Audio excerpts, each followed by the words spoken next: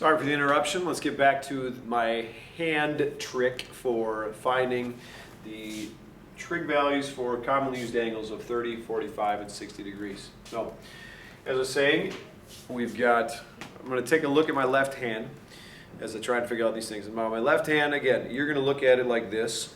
I'll turn it around for the camera. And then what we're going to imagine is I'm going to hold it so that I'm imagining that my pinky is 0 degrees. My thumb is 90 degrees. And in between, I've got my common angles that I need to work with. I've got 30 degrees, 45 degrees, and 60 degrees. And you can kind of picture that on a coordinate plane. If I were to draw, just a quick XY axis, draw these angles, well, here's 0 degrees, and here would be a 90 degree angle.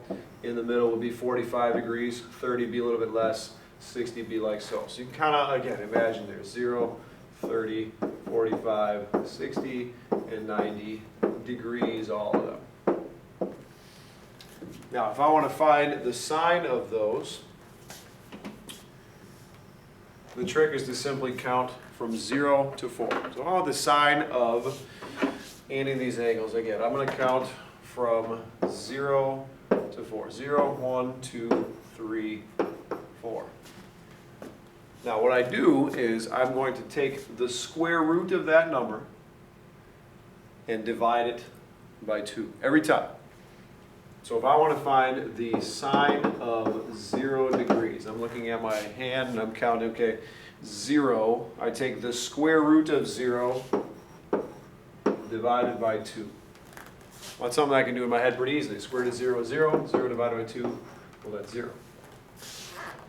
The next one, if I want to find 30 degrees, the sine of 30 degrees, that is, well, I take 1, square root of 1 over 2. Well, the square root of 1 is 1, and 1 over 2 is 1/2. I bet if you check the table up above, you'll find that the sine of 30 degrees is 1/2. Now when I get to the middle, now I'm at 45 degrees, so my hand trick tells me to take the square root of 2 divided by 2, which there's no way to simplify that anymore. That's what the sine of 45 degrees is. And that's the one that we can remember pretty easily.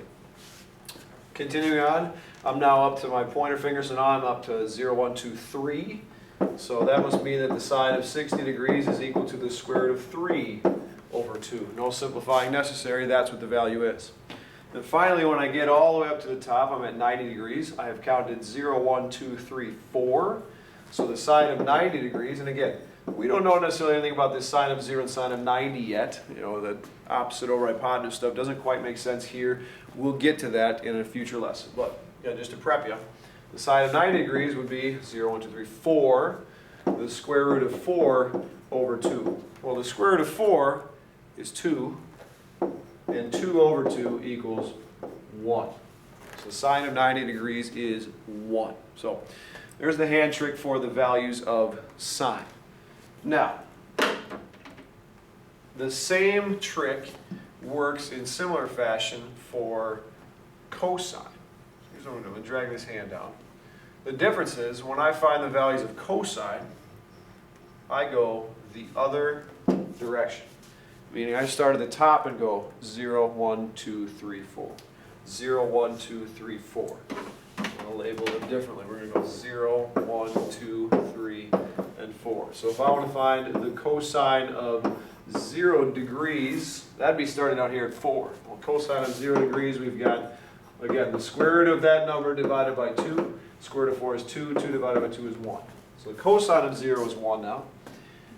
Now the cosine of 30 degrees, remember I counted 0, 1, 2, 3 going this way, so the cosine of 30 must be the square root of 3 over 2, and that is what it is.